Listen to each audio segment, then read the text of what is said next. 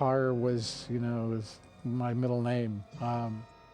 And it's something that I'm still, is still my favorite genre. The first movie I did after I finished my apprenticeship was a movie of the week for TV called Gargoyles, which I won my first Emmy for. So the very first movie out of my career was a horror movie. I've always been a horror movie fan. I was a fan of every classic horror movie out of Universal. I was a fan of Boris Karloff's Frankenstein and Lon Chaney's Wolfman. I was a fan of most of the classic characters, Spencer Tracy's Dr. Jekyll and Mr. Hyde, Charles Laughton, The Hunchback of Notre Dame. Horror films kind of, took a level of being the A-level movie. When the first Universal movies came out, they were the classic movie. And they held that classic genre, that classic position for some time. And then they kind of fell off in the 50s and became the B-movie, the kind of the schlock horror movie. And we kind of lost the strong aesthetic of how good a horror movie could be. Hammer came in and did some really kind of classy horror movies and some scary horror movies. I remember The Curse of Frankenstein being a terrifying movie for me to watch at that time. And then we went through this slump, and when I got into it, the business myself, I really wanted to try and be a part of raising the bar of horror movies, of doing them in a more classic and classy way, of doing the effects in a way that could be, something you look at and respect the work that went into it, that wasn't just blood and gore. There was a lot of energy, artistic energy put into it. And then horror movies took a huge upturn when Ridley Scott directed Alien. And Alien, which in fact was a Ronnie Shusett movie, and suddenly horror movies became the A marquee movie. And we all need to tip our hats to Ridley bringing the total class back to it. From the creators of Alien, terror brought down to earth, dead and buried. Along the way, a lot of us were pushing to give it a little bit more style and oomph. I think Gary, really, tried to working with Stevie Poster, who was the DP, tried to give Dead and Buried a stylish look. It was on a shoestring. It was a low-budget movie. I know that I put 110% of myself into the effects that I did to hope that they would raise the level.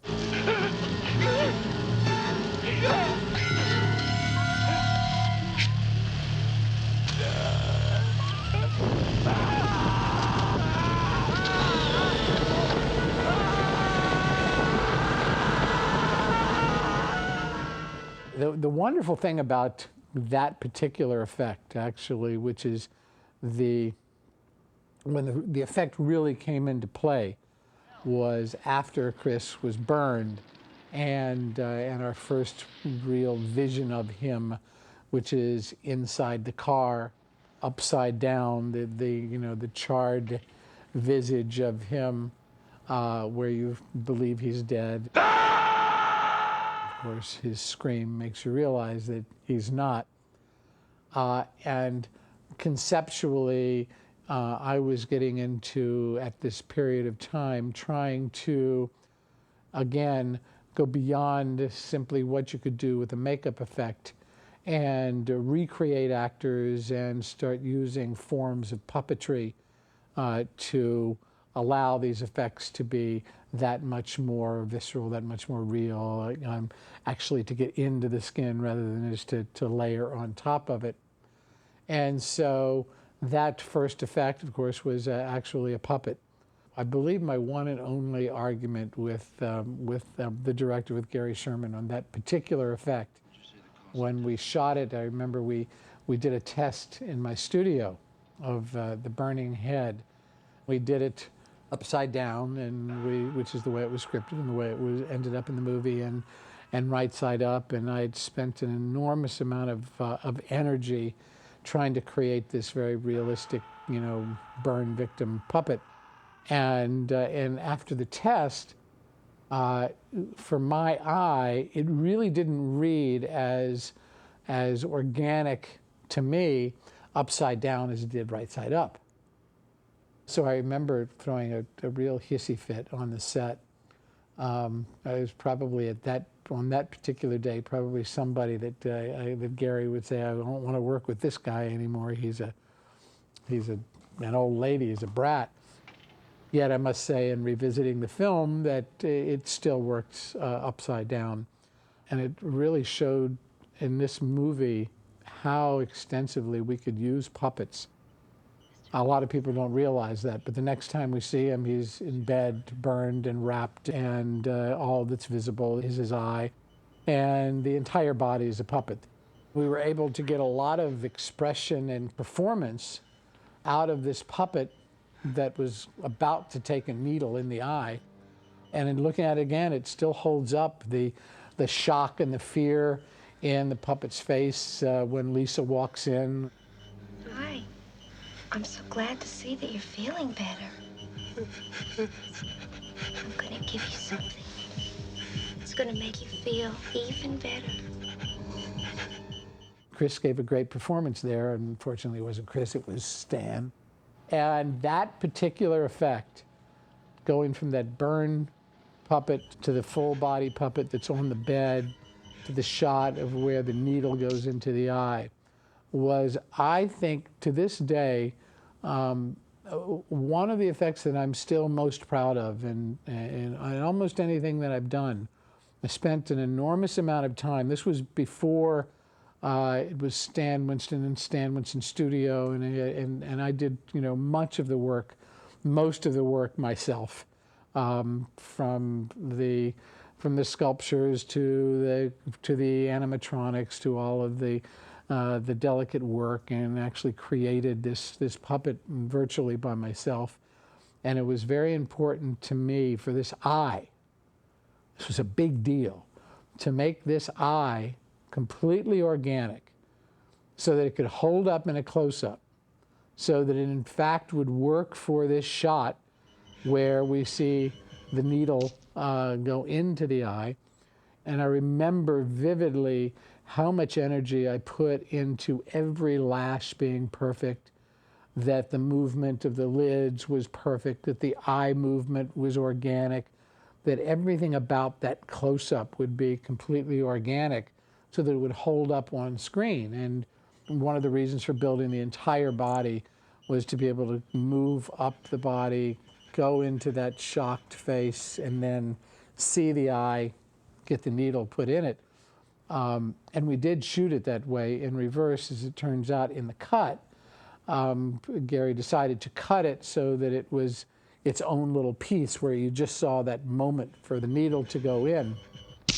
In order to have that needle know that we were going to nail it dead center, what I did was I drilled a very fine hole in the glass eye itself, the resin eye which had created, and started with the needle already embedded in the eye, and reversed everything, had the eye closed, squinted tight, and on action pulled the needle out and the eye opened up.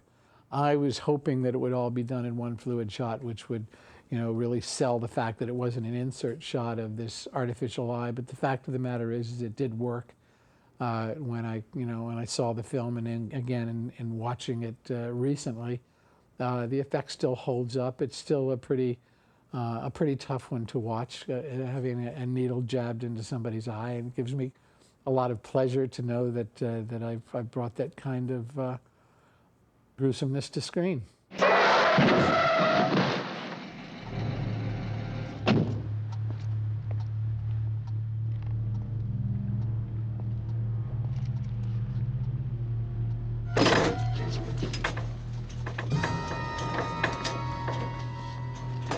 There was another kind of fun effect where it was the severed arm on the grill of the car. This was before we'd gotten into a lot of heavy animatronics and robotics, and this was early in my career, and had to do things in a much more simplistic way. It's like if you can do it with a hammer, you do it with a hammer.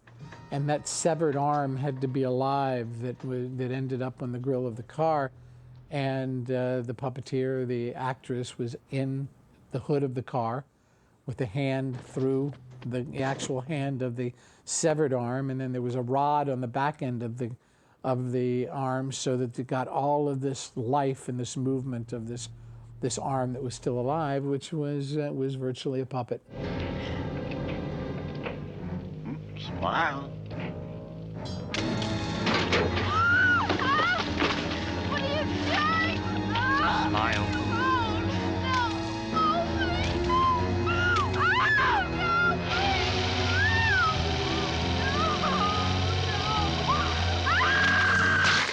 Really the most extensive effect in the movie for me, beyond the eye operation, was the reconstruction of Lisa Marie. She played the hitchhiker, and once she was killed, again, we did a lot of really fun in-camera tricks and slides and moves, which I'll explain to you, but the first image we see of her lying on the mortician's table is this completely destroyed face. How could anyone mar such loveliness? Of course, it was a puppet head recreation of her in this destroyed look. I remember my process of creating the stages, because ultimately what we see in the movie is this destroyed face, and then the skin starting to be sliced off, and then virtually the next image we have is the skull of Lisa Marie, and then the building back up of that skull with muscles, muscle pieces, the skin being put back on the mortician's wax, bringing her face back to her complete rebuild of her face. And I remember my process of doing this. I started with the life cast of Lisa Marie, and then created a clay replica, and then started literally carving away, section by section, her face. And then since I had the original casting of her skin, I was able to actually take a final skin and lay over this entire, again, I'll call it a puppet, because what I had virtually was the skull, the muscles, the skin, that all came back to create Lisa Marie, and I had them in sections. And so when I ended up with this final skin that went over that face, that we would actually be able to make up to look exactly like Lisa Marie, I was able to then pull lips back. I could pull the skin back and check the teeth, and with a tool or probing into her mouth and pulling the lips back, and then pulling the eyelid back and seeing the eye, and then pulling the other eyelid back and realizing that the socket is empty for the last eye to actually be put in this completely artificial head that had been reconstructed through this very intricate method. And in fact, because it all had to be so intricate for that particular scene, the hands that are actually doing the operation are mine. And then, this was all done in like one shot. We did a wonderful trick move. I pulled my hands out, and Jack Albertson brought his hands up from the shot with the gloves on, and made his remark about what a masterpiece he had just created. Another masterpiece, complete and beautiful. And in that during that pan up, the gurney rolled out, and Lisa Marie rolled into its place. And what used to be a puppet is now Lisa Marie, and the switch is, it's a wonderful switch. I'm still proud of it today. I look back on it and I go, yeah, that's good work.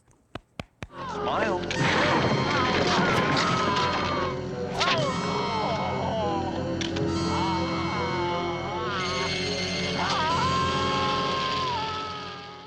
slashed throats and the gouges in the face, and they were done in cuts. There were a slew of makeup effects like that in this movie, quote unquote gore effects, the slasher effects. And I think they all worked fine. I mean, in the last scene where we see all of our dead populace with skin starting to peel off their face badly in need of repair, and we realize what the movie is all about. We had a lot of prosthetic makeup effects that we did. She's dead. You can have anything you want for dinner. You don't mind fixing it yourself. But I'll fix it for you. She's You have dead. a choice between minute steak. Baby, please die. Die. She's dead.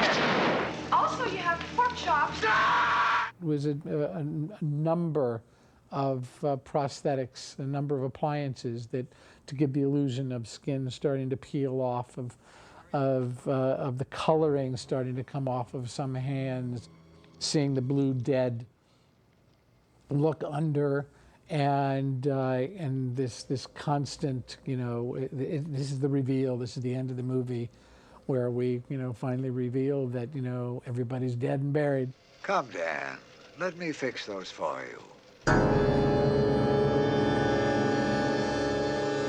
Looking back at it and looking at it again, and just seeing some of the fun stuff that was fresh and new about this movie made it fun for me to watch even again.